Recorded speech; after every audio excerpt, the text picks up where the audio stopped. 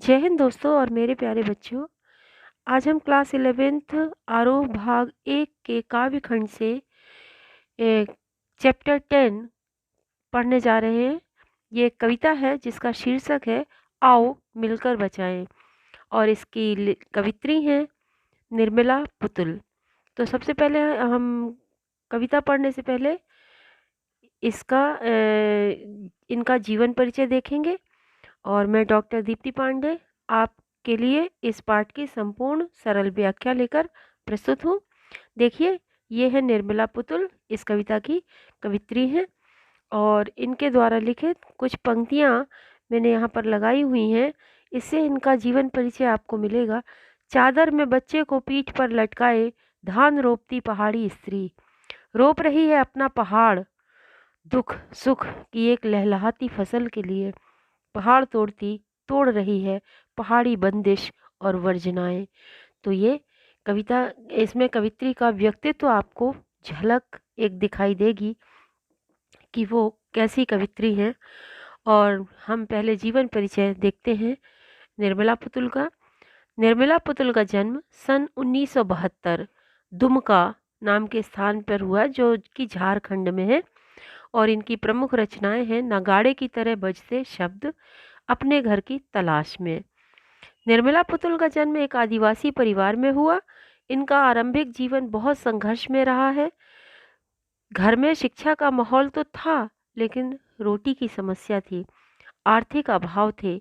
पिता और चाचा दोनों शिक्षक थे, इसलिए घर में शिक्षा का माहौल था। इसके बावजूद रोटी की समस्या से जूझने के कारण इनका जो रेगुलर स्टडी थी, रेगुलर अध्ययन था, वो बाधित होता रहा। मतलब उसमें बाधाएं आती रहीं, जिसके कारण ये लगातार शिक्षा प्राप्त नहीं कर पाई। और चूँकि आदिवासी परिवार में इनका जन्म हुआ था, इसलिए बहुत सारी आदिवासी समाज की जो कुरीतियाँ हैं, रूढ़ियाँ हैं, वो सब ये इन्होंने झेला। और जब इनको पढ़ाई इनकी डिस्टर्ब हुई, तो इन्होंने नर्स बनने की ठानी कि चलो पहले हम नर्सिंग का डिप्लोमा कर लेते हैं, ताकि कोई जॉब लग जाए और आर्थिक कष्टों से मुक्ति मिल जाए। ये विचार करके उन्होंने नर्सिंग में डिप्लोमा किया और काफ़ी समय बाद इग्नू से इन्होंने फिर स्नातक की डिग्री यानी ग्रेजुएशन की डिग्री प्राप्त की। संथाली समाज और उसके रागबोध से इनका गहरा जुड़ाव पहले से ही था, क्योंकि वो उस समाज से थी। नर्सिंग की शिक्षा के समय जब उन्होंने बाहर की दुनिया देखी, क्योंकि आदिवासी समाज की दुनिया तो अलग होती है, जब उन्होंने बाहर की दुनिया देखी तो उन्होंने मतलब तुलना करी कि दोनों समाज की क्रिया प्रतिक्रिया में कितना अंतर है। और ये बोध उनके अंदर विकसित हुआ, ये समझ विकसित हुई कि वो अपने परिवेश की वास्तविक स्थिति को समझने में सफल हो सकी। तो इसके बाद उन्होंने आदिवासी समाज की विसंगतियों को अपनी कविताओं में बड़ी तल्लीनता से उकेरा है। और कड़ी मेहनत के बावजूद उन्होंने वो देखती रही हैं कि आदिवासी समाज के लोग बहुत कड़ी मेहनत करते हैं, लेकिन इनके बावजूद भी इनकी दशा नहीं सुधरती है, क्योंकि कुरीतियों के कारण इनकी पीढ़ियां बिगड़ती जा रही हैं। थोड़े से लाभ के लिए बड़े समझौते, पुरुष वर्चस्व, स्वार्थ के लिए पर्यावरण की हानि कर देना, मतलब जैसे कि पेड़ पौधे काटना, छोटी छोटी ज़रूरतों के लिए बड़े बड़े पेड़ पौधे काट लिए। दिशा खराब है, मतलब मेरा दशा खराब है, क्योंकि उनकी दिशा खराब है, इसलिए दशा खराब है। कड़ी मेहनत करते हैं, लेकिन इसके बाद भी गरीबी और भुखमरी से ऊपर नहीं आ पा रहे हैं। कुरीतियों के कारण बिगड़ती पीढ़ी, थोड़े लाभ के लिए बड़े समझौते, पुरुष वर्चस्व, स्वार्थ के लिए पर्यावरण की हानि, शिक्षित समाज का दिक्कुओं और व्यवसायियोयों के हाथों की कठपुतली बनना, ये समस्या है। और ये सारी समस्याएं पुतुल की कविताओं के केंद्र हैं। वे आदिवासी जीवन के कुछ अनछुए पहलुओं से कलात्मकता के साथ हमारा परिचय कराती हैं और संथाली समाज में के सकारात्मक और नकारात्मक दोनों पहलुओं को बेबाकी से सामने रखती हैं। संथाली समाज में जहाँ एक ओर सादगी, भोलापन, प्रकृति से जुड़ाव और कठोर परिश्रम करने की क्षमता जैसे सकारात्मक तत्व हैं, वहीं दूसरी ओर उनमें अशिक्षा, कुरीतियाँ और शराब की ओर बढ़ता झुकाव है। मतलब सब कुछ अच्छा है, लेकिन शराब जो है उनके सारे गुणों को नष्ट कर देती है।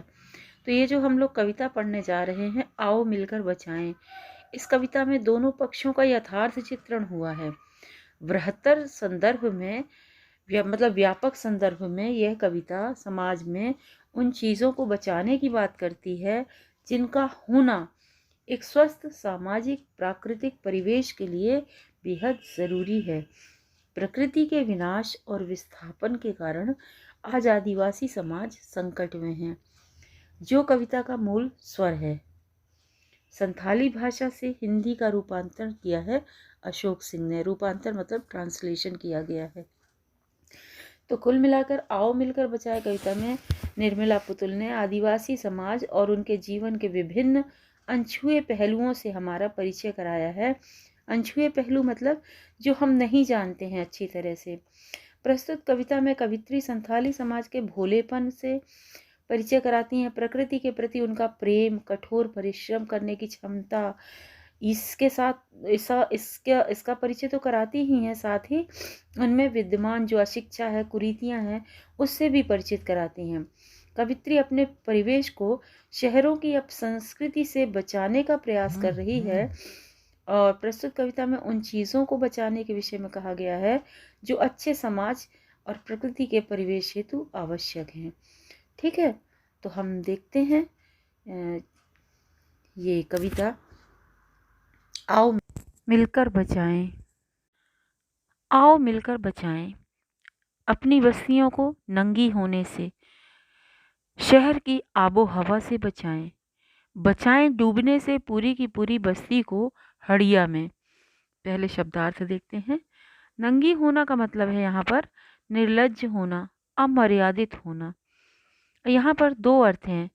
नंगी होने के दो अर्थ हैं। एक तो प्रकृति से जुड़ा हुआ अर्थ है कि प्रकृति जो का जो हरापन है, जो पेड़ पौधे काटे जा रहे हैं जिस तरह से, और प्रकृति मतलब पेड़ पौधों से विहीन हो रही है, तो उसको पेड़ पौधों से विहीन होने से बचाएं, प्रकृति को नंगा ना करें। ठीक है।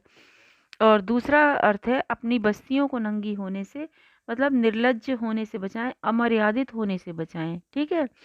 तो आबो हवा का मतलब है वातावरण, जलवायु। हड़िया मतलब है आदिवासियों की एक प्रकार की शराब होती है। और दूसरा अर्थ यहाँ पर हड़िया से है कि हड्डियों का ढांचा बनने से बचाएं। तो आइए अब हम इसकी पूरी व्याख्या समझ लेते हैं। कवित्री कहती है कि हमारी बस्तियां शहरी वातावरण की उच्छृंखलता यानी उद्दंडता के प्रभाव में आती जा रही हैं, शहरी वातावरण के प्रभाव में आती जा रही हैं, और इसके कारण हमारे क्षेत्र में पाई जाने वाली सारी मर्यादाएं टूटती जा रही हैं।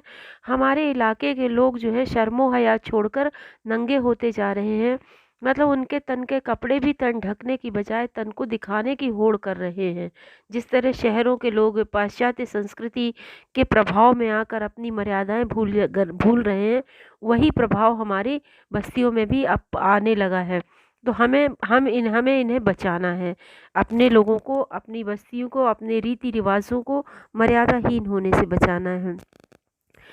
कवित्री कहती हैं कि यहाँ के दूसरा अर्थ है नंगी होने से कि यहाँ के वृक्षों को काट काट कर धरती को वृक्ष विहीन किया जा रहा है। इस तरह तो एक दिन पूरी की पूरी बस्ती जो है वो वृक्ष विहीन हो जाएगी, पूरी प्रकृति, और नंगी हो जाएगी, हरियाली से ही हीन हो जाएगी, और पूरा वातावरण यहाँ का जो है वो खराब हो जाएगा। इसलिए पूरी की पूरी बस्तियों को मतलब यहाँ के शहरी की आबो हवा से यहाँ की प्रकृति को हम बचाएं। और दूसरा बात यह है कि बचाएं डूबने से पूरी की पूरी बस्ती को हड़िया में, मतलब यहाँ एक यदि ऐसा ही हाल रहा और इसी तरह शहरी संस्कृति के प्रभाव में यहाँ के निवासी जो हैं वो मतलब यहाँ का वातावरण प्रदूषित करते रहेंगे तो पूरी की पूरी बस्ती एक दिन हड्डियों का ढेर बन जाएगी, और शहरी संस्कृति के प्रभाव से यहाँ के निवासी जो हैं रक्त मांस से हीन हो जाएंगे, दुर्बल हो जाएंगे, और यहाँ का वातावरण प्रदूषित हो जाएगा। अपने चेहरे पर संथाल परगना की माटी का रंग, भाषा में झारखंडीपन। तो लेखिका कहती हैं, मैं चाहती हूँ कि हमारे झारखंड के लोगों के चेहरे पर शहरी संस्कृति का प्रभाव ना हो, बल्कि संथाल परगना की मिट्टी का स्वाभाविक रंग हो। परगना मतलब क्षेत्र, समाज, समाज, संथाली वातावरण, संथाली परिवेश की मिट्टी का स्वाभाविक रंग हो, अर्थात लोगों के व्यवहार में प्रादेशिक गुण बने रहें, उनकी भाषा का झारखंडीपन, उनका स्वभाव नष्ट ना हो, वो हमेशा अपनी बोली में ही बोले। फिर कहती हैं कि ठंडी होती दिनचर्या में जीवन की गर्माहट, मन का हरापन, भोलापन दिल का, अक्खड़पन, जुझारूपन भी। यानी शहरी संस्कृति के प्रभाव में आकर यहाँ के लोगों की दिनचर्या में जो ठहराव आ गया है, ठंडी हो गई है दिनचर्या। मैं चाहती हूँ कि उनके जीवन में वह उत्साह, जोश, उमंग फिर से लौट आए, मन में फिर से उनके सरलता हो, मधुरता आ जाए और अक्खड़पन और जुझारूपन भी। यानी उनके दिलों में चालाकी और समझदारी की बजाय वही पहले जैसा भोलापन आ जाए, उनके शब्दों का अक्खड़पन, बात बात पर गर्म हो जाना उनका, और संघर्ष करने के लिए हमेशा तैयार रहना, जुझारूपन, ये सभी गुण वापस उनके लौट आए। इसके बाद कवित्री कहती हैं, भीतर की आग, धनुष की डोरी, तीर का नुकीलापन, कुल्हाड़ी की धार, जंगल की ताज़ा हवा, नदियों की निर्मलता, पहाड़ों का मौन, गीतों की धुन, मिट्टी का सोंधापन, फसलों की लहलहाहट। यानी कि लेखिक कवित्री कहती हैं कि मैं चाहती हूँ झारखंड के लोगों के जीवन में उत्साह और ऊर्जा हमेशा बनी रहे, यानी भीतर की आग बनी रहे, उनकी उमंग और उनकी मतलब उनका उत्साह और उमंग कभी नष्ट ना हो। धनुष की डोरी और तीर का नुकीलापन भी ज्यों का त्यों बना रहे, उनकी कुल्हाड़ी की धार भी बनी रहे, यानी परिश्रम करने की क्षमता उनकी बनी रहे, अर्थात वो परंपरागत जीवन शैली को ना छोड़ें, वे अपने उत्साह, कर्म, अपनी तेजस्विता के प्रभाव को सुरक्षित रखें। यहाँ का प्राकृतिक जीवन भी ज्यों का त्यों बना रहे, जंगल की ताज़ा हवा, यानी यहाँ की प्राकृतिक जीवन, नदियों की निर्मलता, पहाड़ों का मौन यानी शांति, गीतों की धुन, मतलब ये सब उनका बना रहे, पहाड़ों का मौन, नदियों की पवित्रता बनी रहे, पहाड़ों का शांत वातावरण बना रहे, गीतों की मीठी लय, ताल और धुन बनी रहे, उनकी मिट्टी का स्वाभाविक सुगंध जो है, सोंधापन जो है वो बना रहे, और लहलहाती फसलें ज्यों की त्यों बनी रहे, उन पर शहरी जीवन का साया भी ना पड़े। कवित्री आगे कहती हैं कि मैं चाहती हूँ कि आओ हम सब मिलकर इन सारी चीज़ों को बचाएं, इनकी रक्षा करें। नाचने के लिए खुला आंगन, गाने के लिए गीत, हंसने के लिए थोड़ी सी खिलखिलाहट, रोने के लिए मुट्ठी भर एकांत। और कवित्री क्या क्या बचाना चाहती हैं? वो चाहती हैं कि हमारे जनजीवन में फिर से नाच गाने का उल्लासमय वातावरण हो, नाचने के लिए खुले खुले आंगन हो, वहाँ प्रतिदिन नए नए गीत गाए जाएं, हमारे जीवन में हंसी हो, खुशी हो, खिलखिलाहट हो, और रोने के लिए थोड़ा सा अकेलापन भी मिले। बच्चों के खेलने के लिए खुले मैदान मिले, पशुओं के लिए हरी हरी घास, बूढ़ों के लिए पहाड़ों की शांति। तो लेखिका कहती है, कवित्री कहती है कि बच्चों के खेलने के लिए खुले खुले मैदान मिले, पशुओं के लिए चरने के लिए खुले खुले हरे भरे मैदान मिलते रहें, और बुजुर्गों के लिए पहाड़ों जैसी सुख शांति हो, ताकि वो शांतिपूर्वक अपना बुढ़ापा अच्छी तरह जी पाएँ। पहाड़ी प्रदेशों का शांत वातावरण बना रहे, कवित्री ये कहना चाहती हैं। इसके बाद आखिरी जो कविता का मूल संदेश है वो इस पंक्तियों में है कि इस अविश्वास भरे दौर में थोड़ा सा विश्वास, थोड़ी सी उम्मीद, थोड़े से सपने, आओ मिलकर बचाएं। कवित्री कहती है कि यद्यपि आज चारों ओर आपसी संदेह का वातावरण बना हुआ है, लोग एक दूसरे को शक की नज़र से देखते हैं, एक दूसरे पर विश्वास नहीं करते, तो इस अविश्वास भरे दौर में, ऐसे वातावरण में आपसी विश्वास को बनाए रखना बहुत आवश्यक है। कवित्री कहती हैं, इस अविश्वास भरे दौर में थोड़ा सा विश्वास, थोड़ी सी उम्मीद, थोड़े से सपने, आओ मिलकर बचाएं। ठीक है? तो ऐसे वातावरण में जबकि लोग एक दूसरे को शक की नज़र से देखते हैं, कोई विश्वास नहीं करता एक दूसरे पर, तो ऐसे में हम एक दूसरे पर विश्वास रखें, अपने सपनों को, अपनी आशाओं को जीवित रखना बहुत ज़रूरी है। तो उस उम्मीद, उस आशा, उस विश्वास को बचाएँ और थोड़े से सपने, ये आशा, ये विश्वास हमारे लोक जीवन में ही मिल सकता है। कवित्री पाठकों को प्रेरित करते हुए कहती हैं कि आओ हम सब मिलकर इस आशा, विश्वास और सपनों को बचाएं। इसके बाद कहती हैं कि इस दौर में भी बचाने को बहुत कुछ बचा है हमारे पास।